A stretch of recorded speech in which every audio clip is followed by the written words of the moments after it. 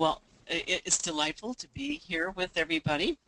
And just a quick overview in the sense of this isn't a hands-on type of webinar, where you have a chance to do it, but it's going to be an overview of different things you can think about as you think of digital storytelling or even creating the kinds of workshops you'd like to do in your diocese with folks. Now, what I'm going to do today is just talk a bit about digital natives and digital immigrants, kind of look at the challenges that we face when we do these kinds of things, go into digital storytelling, and give you just 3 easy steps that you can use for doing creating a digital storytelling type of thing. Give you a variety of options, and then encourage you to go try it yourself. So that's the focus we're going to do today. Now, when you think of digital natives and digital immigrants, the particular language that we speak of here actually comes from Mark Prensky. You may want to Google him sometime.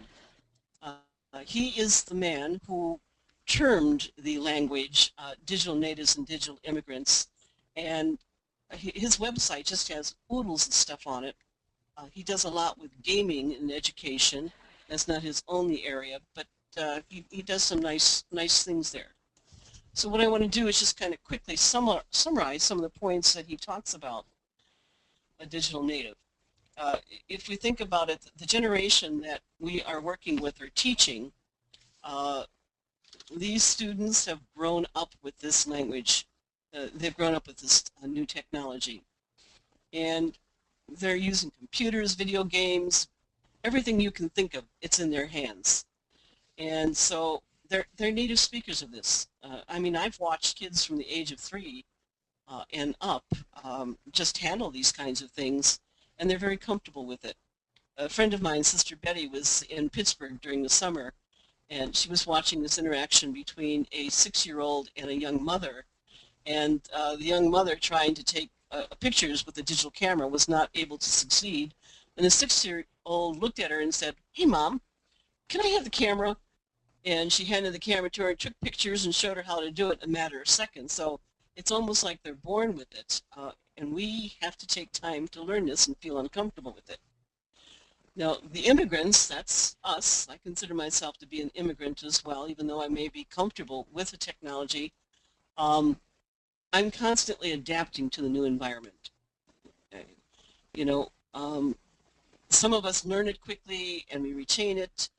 But just as learning a new language, when you go to France or to Ireland or any language, very often you retain an accent.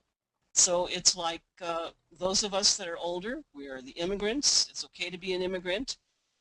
And we just have to remember that the two of us, whether immigrants or natives, we need each other regardless. So that's okay. Now, what do we know about the digital immigrant is, well, it's easy to use language like dial a number. And digital natives, well, they don't remember those kinds of things, but they like fast information. They like to multitask. They like graphics. They like hypertext or random access. They like to be networked. That's why social networking is so key to them. They like frequent gratification and frequent rewards. They prefer to learn by games instead of serious work. Now here, our style is a little bit different. We like to teach a little slower. We like to go step by step. We'll do one thing at a time. Individually, we're there, and we like being individuals. And most of all, we are serious. If you watch kids today, they're ahead. And because they're ahead, I think we just accept the fact they're ahead. And I think our mantra needs to be at this particular time is we are learners, we are all teachers. And young people can learn something from us, and we can learn something from young people. So if we remember that, when we get into digital storytelling, it can be fun, and they can enjoy it, and we can enjoy it as well. Now, the challenges that we face are many. We've got to remember that there's no right answer, and best practices, well, in many ways, don't exist at all. And in some cases, we need to think outside the box. Now, what do I mean by thinking outside the box? We all have a cell phone, most of us, I would think. Anyone not have a cell phone? Just indicate that in your chat section. And think for a moment, how can you use that cell phone in a religious education class, whether it's for adults or for children? Those who have a cell phone, what are some thoughts or ideas that you have to use a cell phone? In other words, think outside the box. What can you do with that cell phone? You can poll your students now, correct? There is a website where you can create that poll, put it into your PowerPoint, and then they can dial that number right in class, and you can see it showing right up on your screen at the same time. Any other ways you can think of using a cell phone? What about just asking them to text parents with a scripture passage for the day, or their grandparents? And that would be a way. So, I mean, if you think about it, we have technology, and the idea is to think about how you can use it creatively with them. And sometimes it's using the very simple things that you have.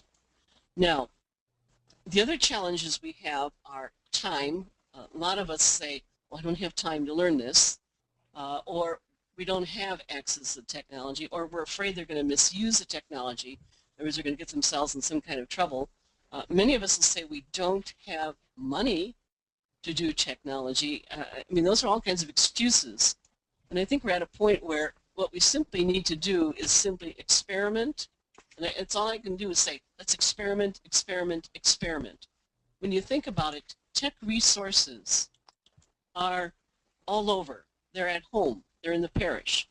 They're at a school. They're in a library. They're in a small phone that you may have, the smartphones that we carry. There's all kinds of technology that's out there, so it's just being creative with it. So when you think about it, one of the most comfortable zones for us in religious education or catechetics is storytelling. We've been telling stories, well, from the beginning of the time with Jesus. Stories catch interest, and Jesus himself was a master storyteller. His parables made it much easier to understand a deep truth, and they challenged without demanding. And we see now that preachers and teachers who use stories, they really create interest and they deepen a lot of understanding. Most of us know a lot of the resources that are related to storytelling and probably have them on our shelves, and so they're great resources there. Use them because they'll give you ideas for storytelling. But what I want to concentrate on today is what we want to do with the digital storytelling.